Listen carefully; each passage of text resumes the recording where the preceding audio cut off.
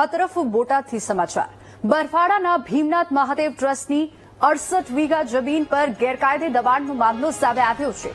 ટ્રસ્ટના મહંત આશુતોષ ગિરિબાપુએ આક્ષેપ કર્યો છે કે પોલાલપુર ગ્રામ પંચાયતે 2015 પહેલા તેમની 68 વીઘા જમીન લોકોને મકાન બનાવવા માટે ફાળવી દીધી હતી, જેના પર 500 ચોરસ વાર અને 300 ચોરસ વારના કુલ 120 મકાનો બનાવવામાં આવ્યા છે। મહંત આશુતોષ ગિરિબાપુએ જણાવ્યું છે કે છેલ્લા કેટલાક વર્ષોથી આ મુદ્દે તંત્રને રજૂઆતો કરવામાં આવી રહી છે, પરંતુ હજુ સુધી કોઈ પણ નક્કર કાર્યવાહી કરવામાં નથી આવી। તે માટે તંત્રને તાત્કાલિક કાર્યવાહી કરી ટ્રસ્ટને વળતર આપવાની માંગ કરી છે। બીજી તરફ રહેવાસીઓનું કહેવું છે કે ગ્રામ પંચાયતે તેમને મકાન બનાવવા માટે પ્લોટ ફાળવ્યા હતા અને તેના પુરાવા પણ તેમની પાસે છે। આ બાબતે બરવાડા તાલુકા વિકાસ અધિકારીએ જણાવ્યું કે આ મામલાની તપાસ કરવામાં આવશે અને ત્યારબાદ યોગ્ય કાર્યવાહી હાથ ધરાશે। શાહપુર રોડ ઉપર ભીમનાથ મહાદેવ ટેમ્પલ ટ્રસ્ટની જમીનને એને કરી હતી અને આપણે મંજૂરી માટે ગવર્મેન્ટમાં મોકલ્યું હતું, ચેરિટી કમિશનમાં મંજૂરી મળે તે પહેલા પંચાયતે જે તે વખતે આવાસના મકાન પ્લોટ આપી દીધા અને ગ્રાન્ટ પણ આપી દીધી છે।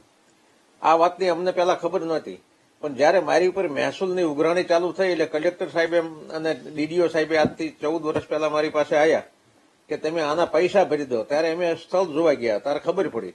એટલે મેં ડીડીઓ સાહેબને કલેક્ટરને બેયને કીધું કે આ ગેરકાયદે તમે અમારા કબજો લઈ લીધો, કે ઇનડાયરેક્ટ કલેક્ટર એટલે જિલ્લાના રાજા કહેવાય।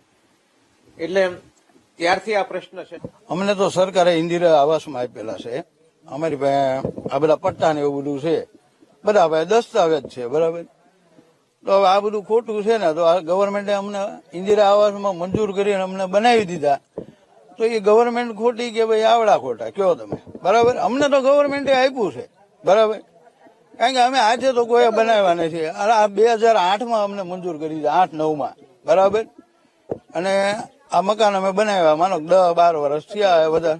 અમને સાહેબ પંચાયત રૂબરૂ અમને કાગળ મળ્યા છે અને પંચાયત અમને આયુષ યોજનામાં મકાન બનાવી દીધા છે અને કાયદેસર અમને કાગળ આપ્યા છે ઇન્દિરા આવાસમાં, અને કાયદેસર અમે એમને આપ્યા અને અમે કાયદેસર આ મકાન સણ્યા છે। એ માટે અમારે આ તાલુકા પંચાયત દ્વારા તમામ તપાસ કાર્યવાહી અત્યારે ચાલી રહી છે અને તપાસના અંતે જે કાંઈ માહિતી મળશે એ આપને અમે જાણ કરશું।